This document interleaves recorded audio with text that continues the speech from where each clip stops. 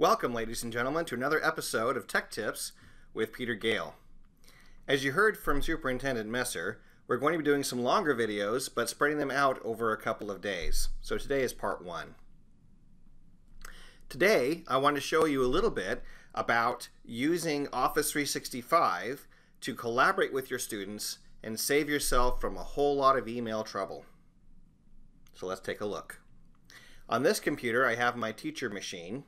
And on this computer, I have my student machine. Notice they are logged in to the student web portal. So what I'm going to do to start is on my teacher machine, I want to create something that is going to add a document here in Office 365, but save my email from a load of headaches. And that something is called an Excel survey. Now, a survey, as you probably know, is simply a place to collect data from people in one location that makes it easy to sort, easy to manage, and saves you a lot of time. So in the document name, I'm going to call this Shared Folders, because I want my students to share their folder with me where they're going to put projects and assignments and whatnot as an option, a way of keeping track of their stuff. So in the background, you can see that I have here a Excel spreadsheet because the data is going to be populated into Excel. So if I enter a title, I'm going to go ahead and call it Shared Folders. And for my directions, I'm simply going to say,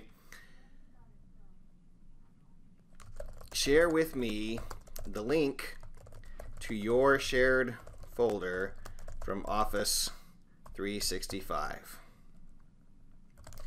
Please name your folder with your,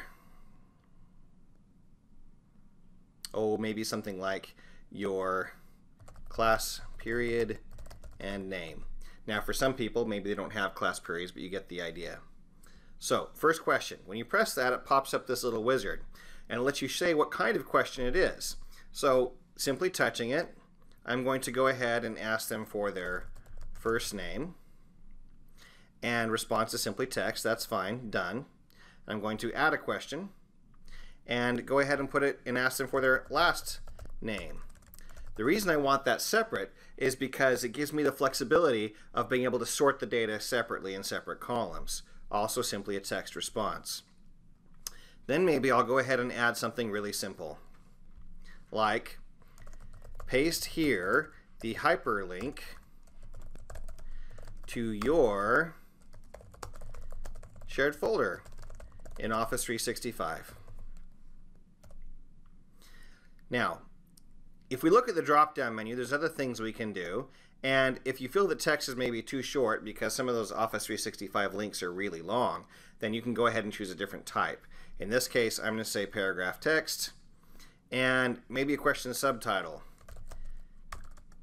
Make sure your link is with can edit.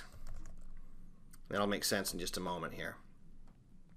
So 3 little questions, first name, last name, that one. If you want to add the class period or whatever, then you certainly can, but I'm hoping to get that simply by the way I'm asking them to name their folders.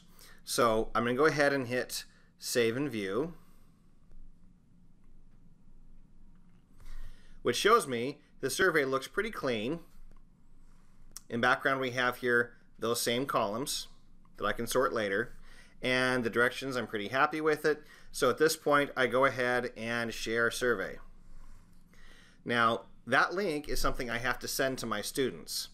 So that is a slightly tricky part. I'm going to copy the link, close that, and in my lovely Outlook app, I'm going to go ahead and make a new email. And so our steps are make the survey, email the students.